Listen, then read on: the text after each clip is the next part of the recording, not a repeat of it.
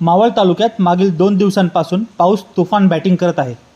मागील 24 तासांमध्ये या मोसमातील उच्चांकी पाऊस पडला आहे। तब्बल 275 मिलीमीटर पावसाची नोंद झाली आहे। यामुळे पर्यटन नगरी असलेल्या लोणावळ्यात ढगफुटी सदृश्य झाला आहे। या पावसाने सखल भागात पाणी साचले आहे। रस्त्यांवर पाणीच पाणी झाल्याने रस्त्यांना नदीचं स्वरूप आलं आहे। पाण्यामुळे मळवळी भागातील बंगल्यात 20 ते 24 पर्यटक अडकले होते। त्यांपैकी 15 पर्यटकांना बाहेर काढण्यात शिवदुर्ग रेस्क्यू टीमला यश आलं आहे। उर्वरित पर्यटकांनाही काही वेळात बाहेर काढण्यात येईल। हे सगळे पर्यटक बंगल्यात बसले होते, मात्र बाहेर ढगफुटी सदृश्य पाऊस कोसळला असल्याची कल्पना देखील त्यांना नव्हती। तर दुसऱ्या बाजूला तळेगाव दाभाडे शहरातील रस्ते पाणी खाली गेल्याने जिजामाता चौकात असलेल्या नागरिकांच्या घरात गुडघ्यावर पाणी शिरले आहे। त्यामुळे जीवनावश्यक वस्तूंची नासाडी झाली आहे।